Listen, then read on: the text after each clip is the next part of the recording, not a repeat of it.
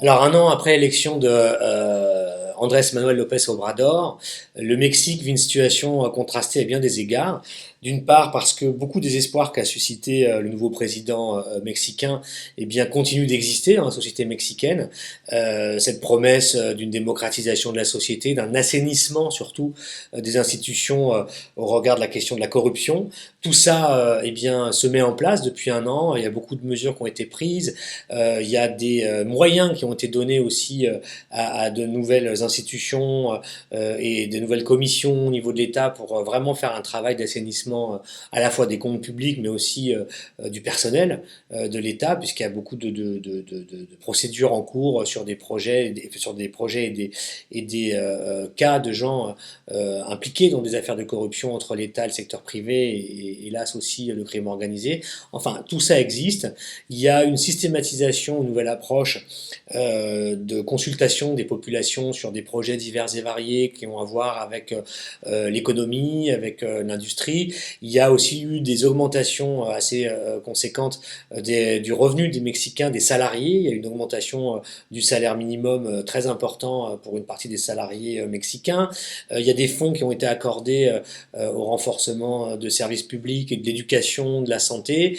Il y a aussi un coup d'arrêt qui a été fait, qui a été une promesse à un processus qu'avait engagé le prédécesseur d'AMLO sur la privatisation et l'ouverture du secteur pétrolier aux entreprises étrangères. Donc il y a plutôt une réappropriation de la ressource pétrolière progressivement par le gouvernement d'AMLO, ce qui va après lui donner la possibilité de dégager d'autres ressources pour financer justement les politiques publiques qu'il veut mener en matière de lutte contre la pauvreté, pour l'éducation, etc.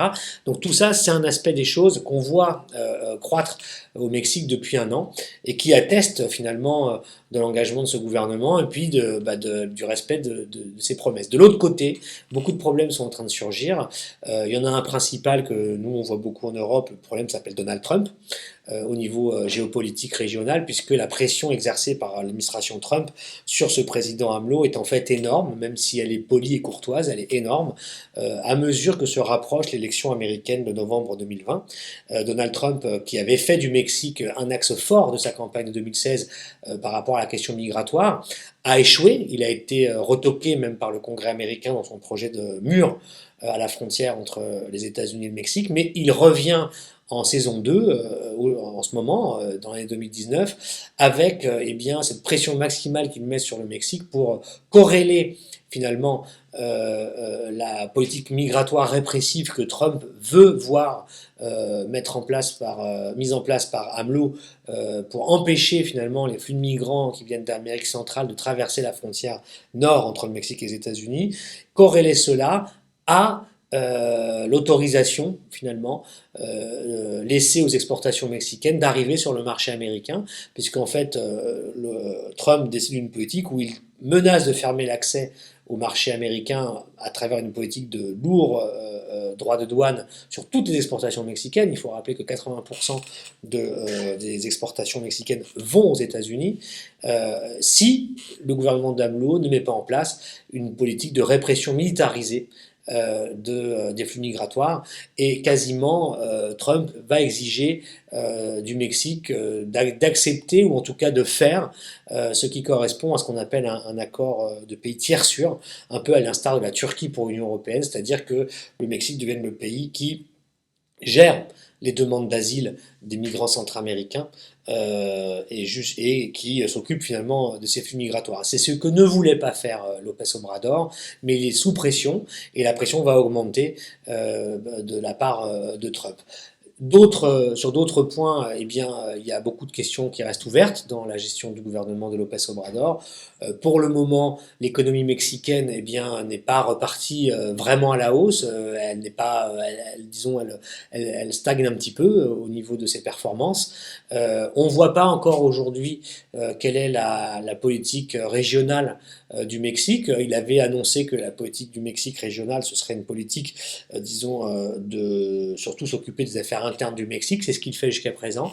Mais on ne voit pas encore un AMLO déployé en Amérique latine. Il n'a pas fait de grands voyages, il n'a pas mené une diplomatie active par rapport aux autres pays latino-américains, si ce n'est dans l'affaire vénézuélienne, où il est porteur donc d'une proposition alternative en fait au rapport de force avec Nicolas Maduro en proposant une négociation sans condition préalable entre le président vénézuélien et son principal opposant Juan Guaido.